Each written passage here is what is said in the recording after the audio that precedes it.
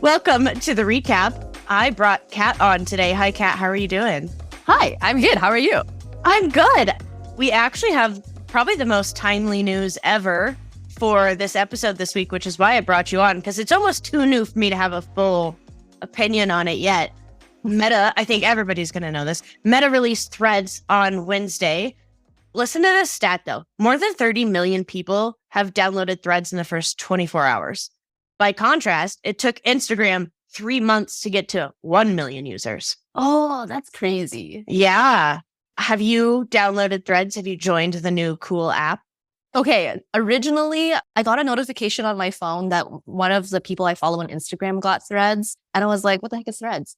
And I refused to download another app because I'm already struggling to maintain any of the apps I already have. But then people kept talking about it on their Instagram stories. And I was like, what is this? And I downloaded it and it's pretty fun. I'm not going to lie. It's like a group chat with everyone. I had a very similar response. I actually even tweeted something along the lines of like literally started crying when I saw the Threads news come out because I can barely keep up with the 3 apps that I'm on. And it's part of my job to be on social media. And I can't even keep up with it. And just the immediate overwhelm of, oh God, I already feel like I'm not doing enough. I'm not posting enough in all the places. I'm not posting the right stuff. I'm falling behind. That gave me a lot of stress. But then I also went and downloaded it.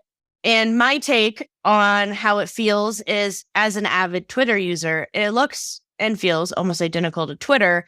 But there is something about it that's different, like that group text feel. Earlier you said Tumblr feel. It feels a little more, I don't know, unhinged without being as dangerous. Yeah. People are just thinking things and then posting unless it's a brand. Yeah, unless it's a brand, then you've got social media managers. Yeah. Repurposing content into 18 different channels now. Yeah, it is very interesting. I think there's obviously a very big advantage to Instagram hosting this platform because they've got all of our data. They know us better than anybody else does because they're owned by Meta. So I think it makes so much sense that like that onboarding is a lot less difficult for the end user. You connect to your Instagram, it's already pulling in people that you know, that you follow. It understands what you're probably looking for. And then my guess is it's going to start to iterate really fast on what do you like to engage with in a text-based platform versus image-based. I actually quite like what you said there about how the algorithm is going to have to adapt to what you like to read, like in text, versus what you like to see in pictures, or even with TikTok, like viewing the attention span with watching a 15-second video and having to like have all these hooks right in the beginning, et cetera, is different than having just text. That's really cool. Yeah. Also, as a consumer, I'm really excited that it's going to force brands to get into good copy because it is, I think, a lot, I don't know if it's a lot harder, but it's a different practice. It's a different skill. And now we're going to have to watch brands translate the experience that they're creating around their products, their brand personality through text and through words. And I'm like a book nerd and I love reading. So I'm excited to kind of see brands get forced into shorter copy plays for consumers. So I find that also interesting because what I envision is probably going to happen in the beginning is people are going to prefer the shit posts or just the posts that are random, not really well thought out. Just, this is fun. And people are going to really vibe with that. And I think this community that's on there right now, they're going to see when people are really trying really hard to come up with good text. I think once the platform, and I'm sure they'll eventually monetize the platform. I think once it goes into there, people can and maybe should be a bit more thoughtful. But I think right now it's just, like you mentioned in the beginning, a place to kind of just be unhinged, even for brands. I guess not Anthropology. They were just like, respond to this post and we'll give away some gift cards. And that was literally it. And they just did. And it was so popular. Yeah. It's almost like going back to the roots of casual conversations, almost like AOL Instant Messenger. It allows these brands to almost like act quicker, less thought out, but still engaging and fun and exciting. And it's got, I think it almost feels a little playful, like a channel where brands are able to play which right now there's not a lot of room to play. There's a lot of pressure to be perfect at the moment on channels. So that's exciting to me.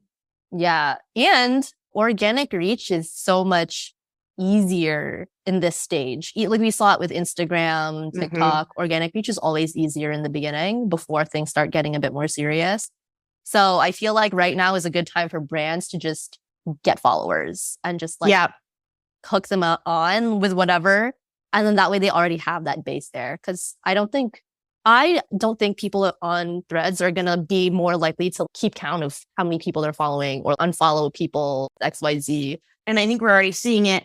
I think there's going to be a lot of bringing the people out of the brand through Threads. So talking as the employees, we know somebody's sitting back there just typing it on their phone. There's no, scheduling platform helping you run this. So I think it's going to be exciting to see like founders getting on Threads, actual authentic conversations happening between consumers and brands, because it gives this close-knit friends feeling. But I think you just gave the absolute best advice. And the number one thing we could say to merchants is, with how exciting it seems and with the numbers, get on it early.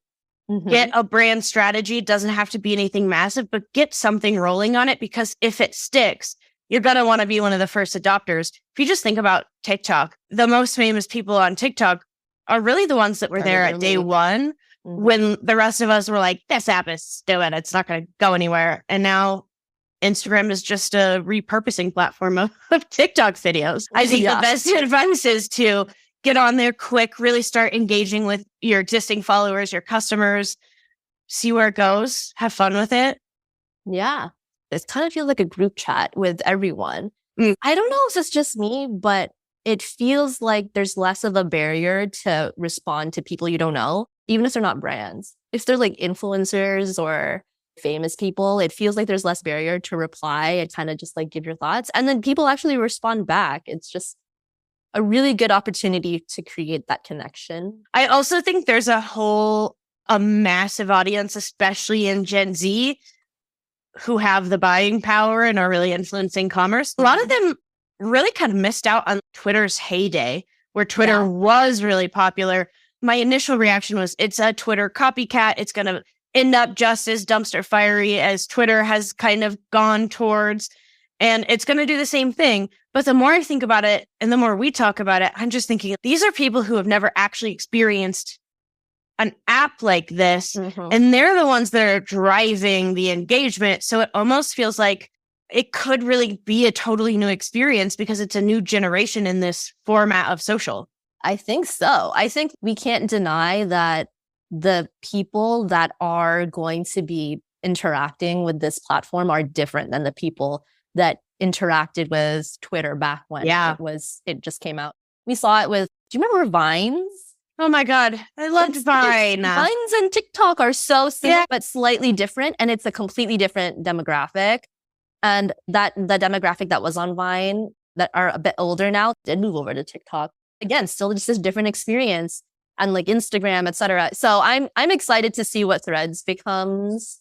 And honestly, I'm just kind of excited to just play around right now and not really sure what I'm posting about. Like I posted about Costco. Okay, this is on the recap news. Let's do it. Is getting rid of the chicken wings on their food menu. Oh no. Okay, I was disproportionately disappointed, but because they haven't changed anything about their food, it felt like Costco evaded the effects of inflation for so many years. They raised their food prices. Hot dog and pop combos are still $1.50. Water bottles are 25 cents. Anyways, change is coming, and I'm not like literally my only constant in my life. Well, Kat, thanks for coming on. I almost feel like a little news reporter, like tuning in today. Breaking news. We have more social media to follow. But it was really fun to have you on to actually talk through this and not just make the audience listen to my one-sided opinion or thoughts on it, because you actually gave me more thoughts and more opinions on it. So I appreciate it.